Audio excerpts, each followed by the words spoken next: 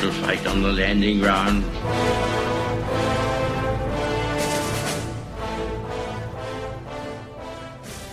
Thank you for joining us. You are listening to A Radio, and this is The Morning Moment. Please click on the follow button on Spreaker.com. This is from the Gatestone Institute, and it's entitled A Month of Islam and Multiculturalism in France and Belgium.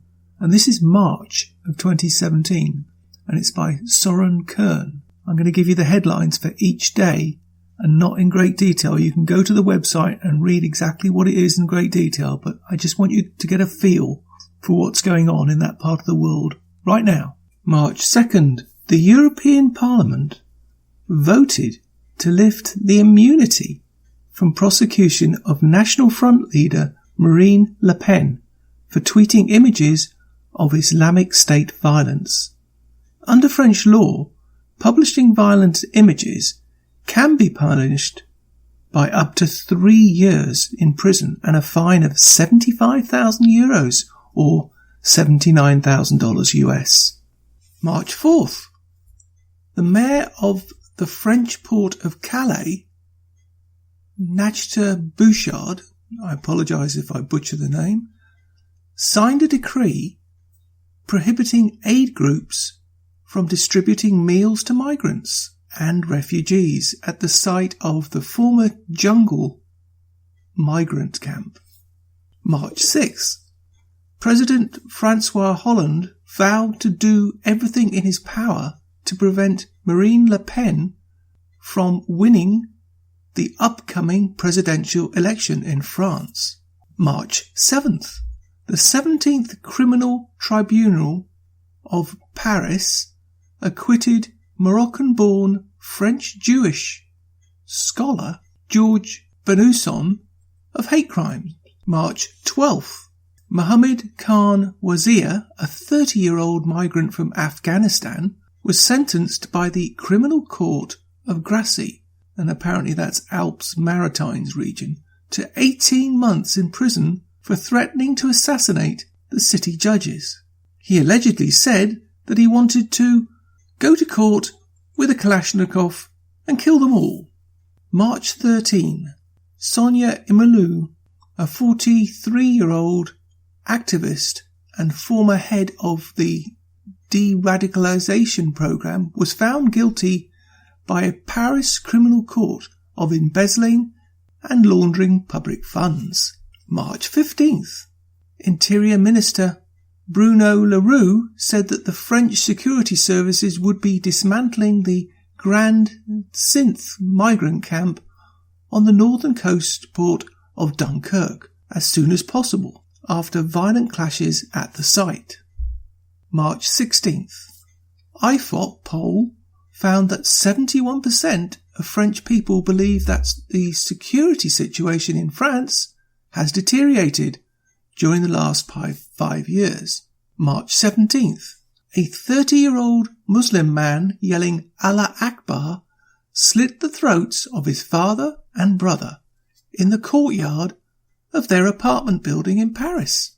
March 17, presidential candidate Jean-Luc Mélenchon, leader of the Left Party, proposed a solution to the debate over Sharia law compliant meals in French schools. March 18th, Ziad Ben Balakem, a 39-year-old national of Tunisian origin, was shot dead at Paris Orly Airport, the second busiest airport in France, after grabbing a soldier's gun.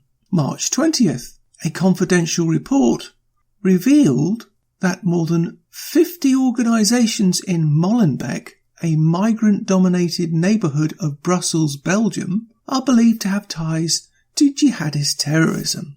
March 20th, French Muslims between the ages of 14 and 16 are far more likely than non-Muslims to hold religious absolutism and be tolerant of taking violent action for ideological reasons than non-Muslims, according to a survey of radicalism among French high school students. March 22nd, an Ipsos poll for France TV and radio found that 61% of the French believe that Islam is incompatible with French society. March 22nd, an interview with De Morgan to mark the first anniversary of the jihadist attacks in Brussels. Mayor Jan Muir warned, "Everyone knows that all the mosques in Brussels are in the hands of Salafists."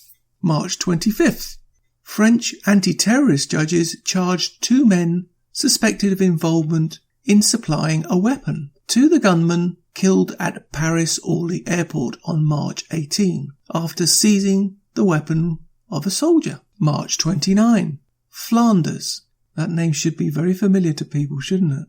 One of the 3 official regions of Belgium announced that it will impose new restrictions on ritual slaughter of animals. March 30, the French Council of the Muslim Faith, that's CFCM, the official interlocutor between the French state and the country's Muslim community, in a bid to curb radical Islam, published a 12-point charter regarding the role of imams in society. March 31st. Up to 1,000 Muslims rolled out rugs and prayed in the streets of Clichy, a northern suburb of Paris, to protest the closure of a mosque on the street. The mosque was shuttered after its lease expired, and the municipality voted to turn the building into a library. And that, my friends, is a month of Islam and multiculturalism in France and Belgium, March 2017. And as I put this morning moment together, April 20th, a man attacks police on the Champs-Élysées, which is the heart of Paris, the heart of France, kills 1 policeman, wounds 2 others, and the hunt goes on for his associates. As my good friend, Mr. Hutch Bailey Jr. always says, the religion of peace, ladies and gentlemen. You can find more at aradio.wordpress.com. I am very pleased to announce that thanks to you for following us on Spreaker.com, that A Radio can now be found on iTunes under A Radio. Thank you, everyone. And I'm on Twitter at A Radio Canada. I'm also on Facebook at A Radio Canada. I am on Gab at A Radio. You can email me at aradiocanada@gmail.com. Please click the follow button on Spreaker.com. You can listen to all my morning minutes at Spreaker.com under A Radio. That's EHRADIO, A Radio. And please click on the like button. And you can also find all my podcasts and morning minutes at aradio.wordpress.com. And click on the Morning Minutes tab.